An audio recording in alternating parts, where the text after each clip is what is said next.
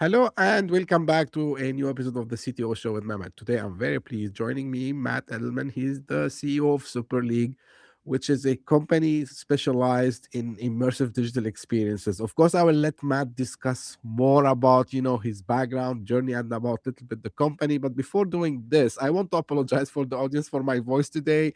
I have kind of flu, but still I wanted to record this because, as you know, we changed recently the frequency of the podcast. So we're doing one episode per week moving forward after I started a new job. So now we're gonna have like weekly episodes once per week, and this is where things gonna move forward. So without further ado, again, Matt, thank you very much for joining me. As I was, asking, maybe you can give us a little bit more about you and the company, and then we can start the discussion from there. So the floor is yours. Thank you so much, Mehmet, and congratulations on your new job. I look forward to hearing more about that. Thank you. So I have been at my career really has been at the intersection of um, emerging tech, content, and media. I've really spent, all of my time sort of um, at that intersection, and I learned early on when I was actually in the film and television business the impact that technology has on content creation and I would say content consumption and distribution. And that lesson stuck with me over now, more than a couple of decades. And I am running Super League Enterprise. We are a small NASDAQ company based in Santa Monica, which is where I live. Although I'm from New York, and I still get a healthy dose of New York through multiple business trips per year. I can tell you just briefly, Super League helps brands and advertisers run marketing campaigns and advertising campaigns to reach people who play video games. And we do that, as you pointed out, inside immersive gaming platforms like Roblox and Fortnite and Minecraft. But we also do that by curating inventory and creative formats across multiple other gaming channels and platforms. Great. Thank you again, Matt, for being here with me today. The way I like to approach any topic is to go to the challenges or how the status quo is currently, and then try to see, how you're helping in solving these challenges. So we know, and you mentioned a couple of names in your introduction, Matt. So gaming has become one of the largest digital ecosystems in the world. Like it's been for years, I know, but we're seeing a huge, growth in that space. What are you noticing that enterprise leaders still getting wrong about the role of, the gaming as a business and customer engagement platform? It's interesting the way you asked the question. I don't know if uh, enterprise customers or effectively brand marketers are getting anything fully wrong. I think they're still learning. Um, I can I can maybe put some context around that. Sure. Most CMOs are in Generation X, my generation. And I know that because the average age of the incoming CEO of a US company, at least, is about 56 years old. And CMOs are usually within 7 to 10 years of the age of the CEO. That means that most CMOs didn't grow up gaming and they didn't grow up multiplayer gaming. When I was young, even though I did play games, if I wanted to play with my friends, I had to go to their house. And that wasn't the case for the next generation, millennials, and certainly not the generations behind millennials, Gen X and now Gen Alpha. There is a learning process. You kind of buy what you know. It's kind of like in the entertainment business where I started my career. Writers often write what they know. It's how you have sort of innate, authentic confidence in what you're doing. You certainly get information, but you have a comfort zone. And that comfort zone only expands through education. So I think it's, again, not that anybody's getting anything wrong. It's about learning why the amount of time spent which is extraordinary to your point, the amount of attentiveness while players are in these games and spending that time, why those are so impactful when it comes to seeking marketing outcomes. Right. Now at Super League, Matt, you talk about playable media instead of digital advertising, right? So what are the main changes, that for me as a customer participating in a brand experience versus me just watching an ad? Like I know, like for example, in the US you have, the Super Bowl where companies they compete to put their ads on, or maybe if I go to New York City and I see, my brand on in the Times Square, right, on the displays there. So how that is different, if you can like little bit elaborate on that. It's really thinking about the difference between being active and being passive. So when you are watching an ad and you are passively consuming content, your brain is operating a certain way. When you are experiencing an ad and you can take an action that is connected to that ad, your brain acts differently. The wiring that you're using is unique. You are making a choice to be engaged, not just through passive consumption, but through a purposeful move to connect to the content experience. And that is extraordinarily different. Um, it means that you were motivated by something. It means that you were inspired to do something that the ad and the message compelled you to do. The only time that might happen when you are watching an ad is if you have a second device, which, by the way, is a point of distraction, and usually one of the reasons that people don't see or pay as much attention to a linear ad. But as if you have that second device and you have the opportunity to visit a website that you might be seeing in an ad on a television, or if you see a QR code that you choose to scan through your camera. But that happens much less frequently than if you are in a playable or interactive ad experience and you are taking steps inside that space and the space has a branded presence that you are connecting to. Great. Now, you talked about CMOs a little bit, Matt. For every initiative that in general, but let's focus on the CMOs and marketing people here. So when a new channel comes, right, and promises engagement, so they would ask for kind of KPIs. So what kind of KPIs like you showcase to these leaders, right? To show them that if you put the ad in one of the games you just mentioned, some business outcomes can come rather than just impressions. How do we measure this? That's a great question. I think I'll back up and just say that we think of marketing and its association with gaming and gaming media as really living either inside of a game, adjacent to a game, or connected to content about gaming. All of those are important and effectively enable a comprehensive approach to the gaming ecosystem and the 3.5 billion people in the world and more than 200 million people in the US who play video games. By the way, it's worth noting there are more people in the US under the age of 45, 8 out of 10, who play video games than there Mhm. are sports fans in the US under the age of 45, 7 out of 10.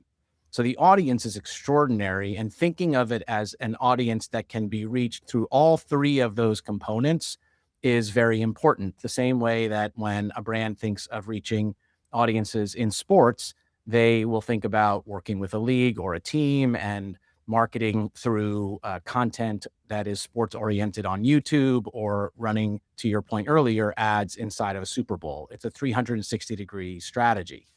The answer to your question about measurement and what brands are looking for really depends to some degree on which of those three um, segments of your plan you're activating. So when you're in game, you are really focused on time spent, attention, and action. And all of that is measurable in a 3D space. We can see an individual player, whether it is through reading what their controller is inspiring them to do, or seeing what their avatar is actually doing. You can see what they're looking at. You know how long they're spending doing things. You know what they're clicking on. You know where they're moving to, and all of that creates signal around your brand's success in that space. When you are in what we call adjacent to gaming, you are effectively showing up in inventory that is in the middle of a game experience. So, for example, in a mobile game, when you're going from level 1 to level 2, you might see an ad. Right. We recommend making that ad either playable or rewarded, both of which require the user to take action in the ad, or give the user the opportunity to take action in an ad rather than a passive viewing experience. And in those moments, we are able to capture everything that any digital ad captures, right? We are in an open mobile world. You have all of your attribution, all of your tags, all of your targeting, all of the attribution that you otherwise expect in digital advertising. And then when you are activating around content associated with gaming, most of that occurs with influencers and creators. And so now you are activating within the creator economy. And that has become a tried and true space that is growing remarkably in importance.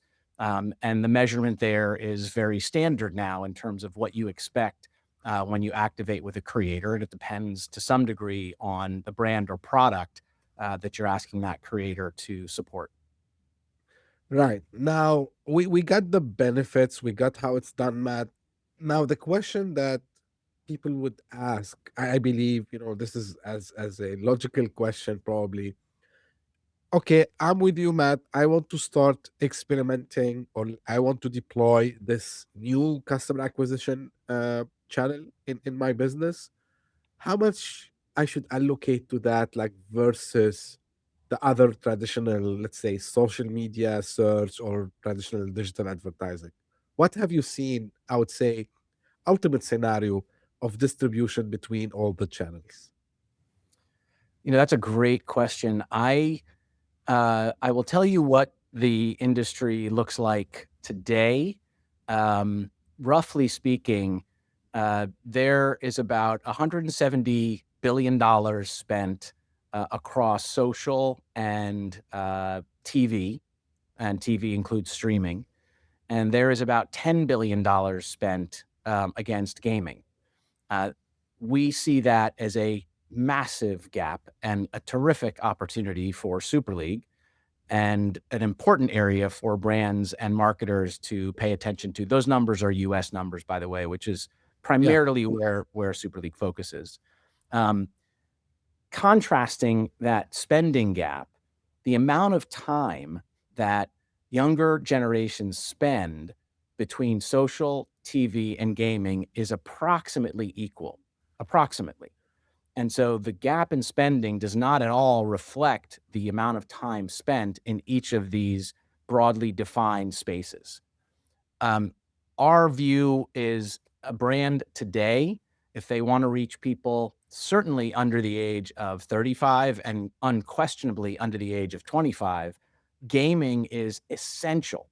It is an integral part of more than 90% of those demographics' time spent. It's how they choose with a portion of every day to consume content. And so if you're not there, you are missing out on a material component of time that these individuals are dedicating to media and content consumption, where your brand and your product and your message has a chance to connect with them. Right. Now, we cannot skip nowadays any conversation without talking about the AI, Matt. So, and AI is making content creation faster and cheaper, right? But of course, there's this debate about creativity. So, in your opinion, how the Gen AI is changing the economics of building, in specific, immersive brand experiences, and where the human creativity is still a big differentiation in your opinion? I'd love to say that I'm going to have an insight that hasn't been shared before, but I think, maybe a little bit of a nuance, because we're talking about gaming and not as much attention is paid to the Sure. impact of AI. Um, the largest portion of the gaming ecosystem today is user generated content in gaming, and that's represented primarily by Roblox, but also Fortnite and Minecraft. And we expect there to be a user generated content component to the next Grand Theft Auto that is coming out. We have been all told in Yes. November. Um, and and and one of the ways that sometimes people don't, contextualize that is, if Roblox, as an example, is kind of like YouTube. The community creates all of the content. The difference is that with YouTube, they don't provide any content creation tools, because the tools are relatively straightforward. You can create content with your phone. Roblox and Fortnite, as examples, and Minecraft, they provide the creation tools, and they are adding AI into those tools. That means that the entire world can learn how to create a video game aided by AI. And there's a common phrase now called one-shotting a game, which is effectively using AI, and that could be inside Roblox, or it can be outside of Roblox, and you're trying to create a PC game or a mobile game. But you're effectively creating a game with a prompt, and that will only accelerate. So just the same way that we are already being flooded and will continue to be flooded with more and more content creation that is linear content, memes, videos, we will see an overwhelming increase in the number of user generated content or creator developed games aided by AI. What won't happen, at least for a little while, um, is optimization of these games without human oversight. And that optimization comes in two forms. It comes in understanding how the players experience your game. And there is an art and a science to that understanding. You're looking at data, and of course, it's highly data driven, but you have to choose how to interpret the data with a bit of art in order to optimize for the user experience. And the other, of course, is creative.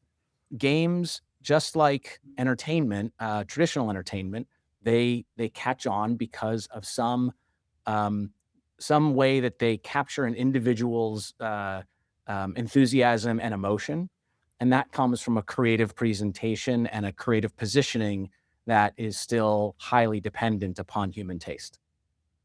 Right. Matt, you mentioned something about like how it's, the Gen Zs mainly that they like to express themselves in different ways, right? I have a Gen Z at home, and I know like she's 17. Like, so they talk a lot about different things, but one of the main and I think you mentioned this in another interview about the expression through avatars, right? Like, and creating kind of digital identity.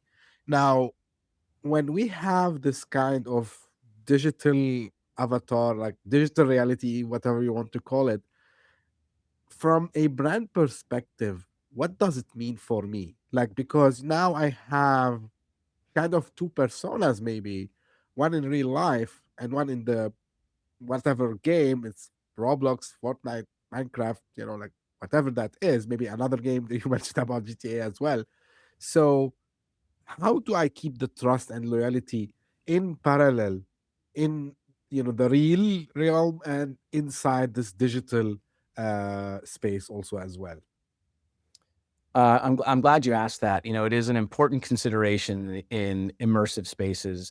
Digital identity is as or more important to members of Gen Z and Gen Alpha as physical identity for more than half of each generation. And it has a lot to do with several factors. One, digital identity and physical identity are different in how they can sort of be controlled, right? You don't always have as much control in the physical world of how you present yourself as you do in a digital environment where the only inhibiting factor might be the amount of money that you can spend. Um, the other, reality is that um, when you play video games and you are expressing yourself through an avatar, uh, there is science that demonstrates that you are your most authentic self. And I sometimes try to draw a bit of a parallel there to the Halloween holiday. On Halloween, if you have ever dressed up in a way where nobody knows who you are, you actually behave a bit differently. You lose some of your inhibitions. And if you imagine that's what it feels like naturally and authentically without even realizing it when you are playing a video game, then you understand as a marketer, the opportunity that you have. If you can connect with somebody when they are their most authentic self, and they choose to put a product on their avatar, a wearable item, or something that's an accessory, and they invest either money or the time then that they are expressing their identity in the world where they spend so many hours. If they are choosing to align themselves with your brand, that is a very significant statement about wanting your brand to be part of how they present themselves. And just like there's a lot of acknowledgement that the video game formerly called FIFA, now called EAFC, is responsible for young people becoming fans of the world's game.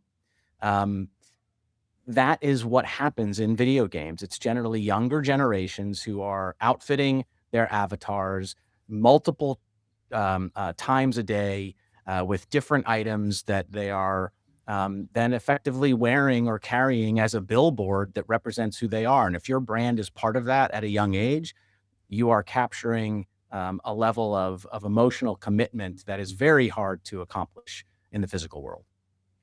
Right, Matt, if we want to think a little bit beyond gaming, right? And as I was mentioning to you before we start the recording, some of the people who listen to the show or they watch us on YouTube, they are building technology products maybe, and maybe they've never tried to think about building, let's say, an experience in Roblox or Fortnite.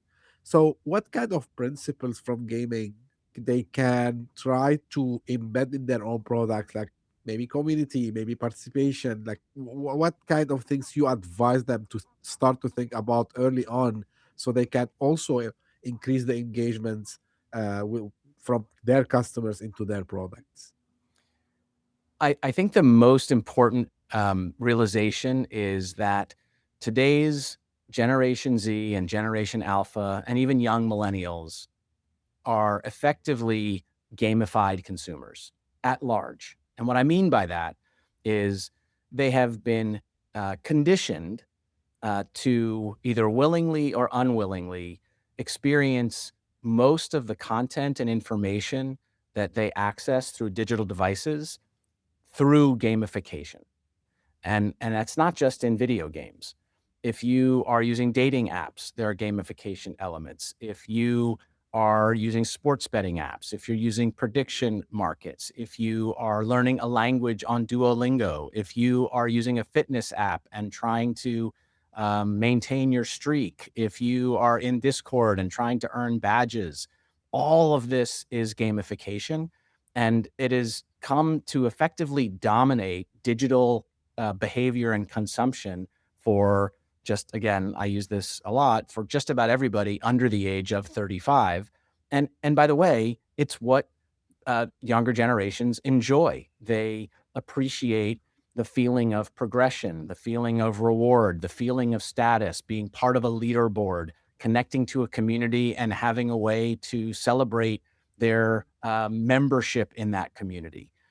It is ingrained in younger generations because from the moment that they started to experience socialization and content consumption and information exchange, they were exposed to these gamification elements. And so I think ignoring the reality that people of younger generations are at large all gamified consumers is, a very risky, endeavor. You have to embrace gamification in some form in how you connect to your target end user. Right. Now, people will remember this maybe 20 years ago, we used to say every company has to have a website. And then, when the social media came, we start saying like every company, they have to have a social media presence, whatever that is, depending on who are their target audience. Are we seeing the same thing for immersive platforms, Matt? Like where we say, if you're not doing this, you will not be relevant in couple of years. Is that something you're seeing, and what kind of industry specifically they need to put all their focus on creating their presence over there? That's another really smart question, Mehmet. I think there was a time a few years ago when brands were flooding Roblox with branded experiences. And there were a lot of reasons for that, including a lot of encouragement from Roblox that a brand having their own experience was an interesting way to connect to the growing community on Roblox.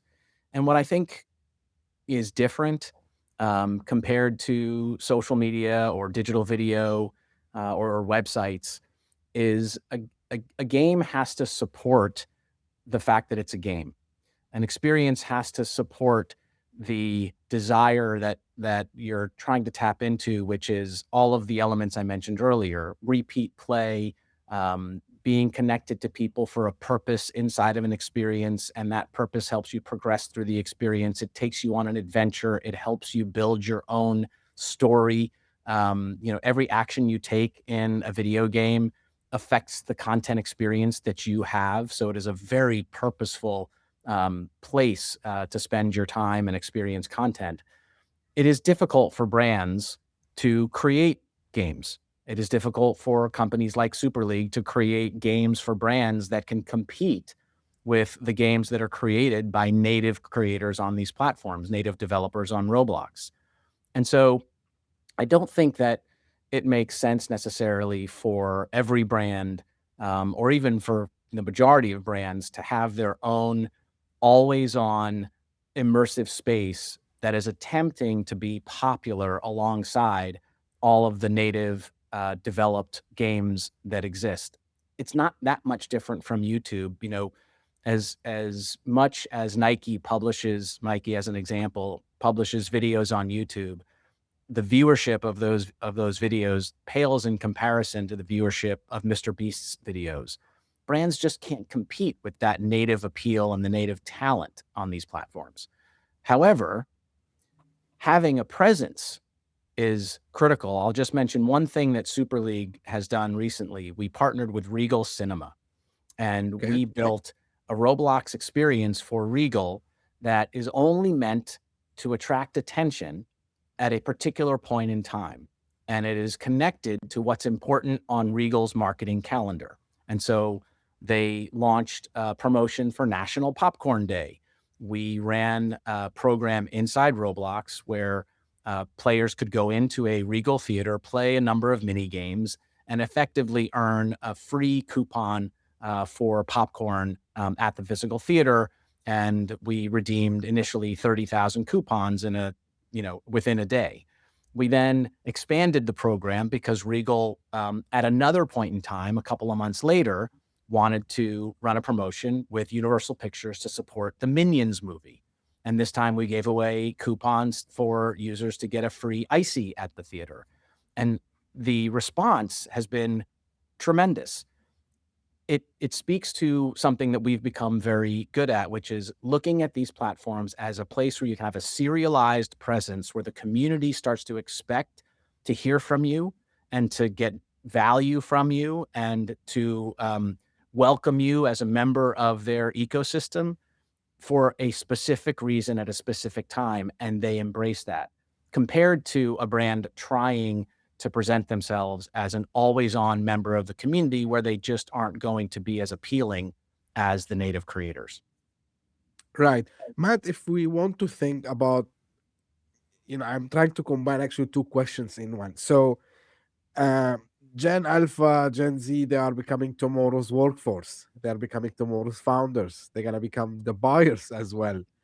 Um, if we think beyond marketing, do you envision that, these immersive technologies in games might be used beyond marketing to something like customer support, like training, like commerce, maybe something else? Like, where do you see this going down the road? Well, I think you can look at it from two angles. You can look at it from the game creator side of things, and again, the number and volume of creators is so much more prolific because of these user-generated content platforms like Roblox, Fortnite, and Minecraft.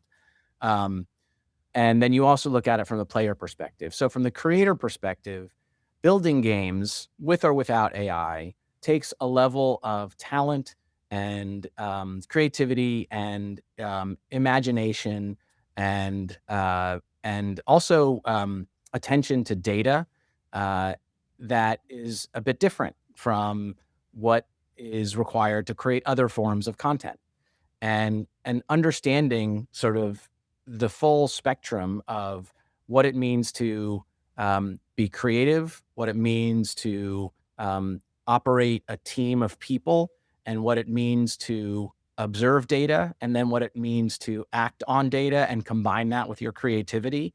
Those are some incredible skills to be able to bring into the workforce as you mature and you get older in life. And I think, you know, being a creator in general prepares you very well to work professionally, even if you're not a professional creator, because it gives you the understanding of effectively what it takes to almost like be a CEO. You're the CEO of your game, and you have to think of all of the components that make the game work. Sometimes you're even thinking about budgeting your time or some money that you may be willing to spend out of your own bank account, and so now you're learning about managing finances. Um, at the same time, for people who play video games, um, as long as you as a player do not sort of fall into the trap of your entire social existence being through screens, which is a challenge for young people that has been written about endlessly, and there are many thought leaders and politicians and others who are trying to help ensure that kids in general are participating in the real world and prioritizing real world relationships. But if you set that aside for a moment and you think about somebody who's playing a video game, the majority of video games right now in the fastest areas of growth are all social, and platforms like Discord that that Right. people use to communicate while they're playing are highly social.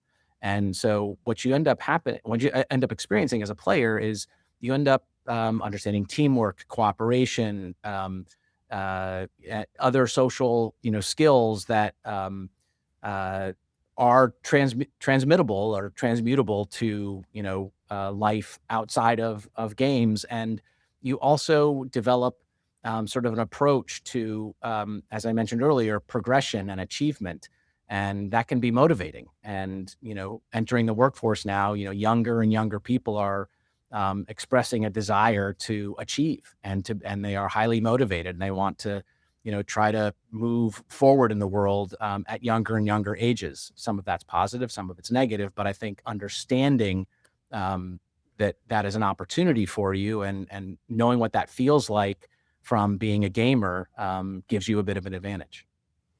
Great.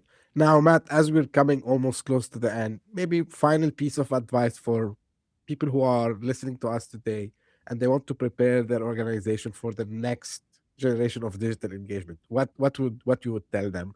And of course, where people can get in touch and find out more. Thank you. Look, I think it goes to what I mentioned before. Um, incentives drive outcomes, and there's a very famous and remarkably accomplished investor partnered with one of the most famous in the world, but Charlie Munger, um, you know, effectively said that. Not effectively, he did say that. He said, show me the incentive and I'll show you the outcome. Um, Right. and it really has always stuck with me. If you want to compel a customer to do something, what is the incentive? And the incentive doesn't have to be monetary. The incentive can be emotional. The incentive can be around efficiency. The incentive can, come from a number of different places. But you have to know what you are incentivizing your customer to do differently, better, more successfully. Um, uh, what you're tapping into, and it has an enormous amount to do with people's psychology, and maybe that's the last point I'll make here. Um, the psychology of an individual is much more profound in terms of um, determining what they will respond to than their interests. So I guess what I would say is think of the difference between somebody who's altruistic and somebody who's competitive. If you understand that about them, you're going to be able to connect with them in a much more meaningful way. And so think about that psychology angle and psychological traits as much as you're thinking about behavioral and lifestyle interests. Um, in terms of getting in touch with me, LinkedIn is probably the easiest. Matt Edelman from Super League. And I would certainly love to hear from your listeners. Great. Matt, I really thank you a lot for this, I would say, very interesting and very promising new way of creating these experiences. The world is changing, and I think we need to tackle a lot, what is, important for the new generation as well. And you just mentioned a couple of times about the alphas and the Gen Zs. And I think, the things are changing and we need to prepare ourselves. Like I'm ex millennials, something in between, I would say. So, and we're seeing these changes beforehand, and creating these experiences and creating these immersive experiences is something worth to talk about. And thank you for sharing that today, Matt. Uh, I'm sure the listeners, will benefit a lot from this and learn a lot from what you have shared. Uh, the links will be provided in the show notes, so people who are listening, you find the links in your favorite podcasting app in the show notes. If you are watching this on YouTube, you can find them in the description. And this is how I end my episodes. This is for the audience. If you just discovered this podcast by luck, thank you for passing by. I hope you enjoyed it. If you did so, give me a favor, subscribe and share it with your friends and colleagues. And if you are one of the fans who keep coming again and again, thank you very much. Thank you for keeping the podcast ranking in the top 200 podcast Apple Podcast charts in different countries. Every time we change, location and region.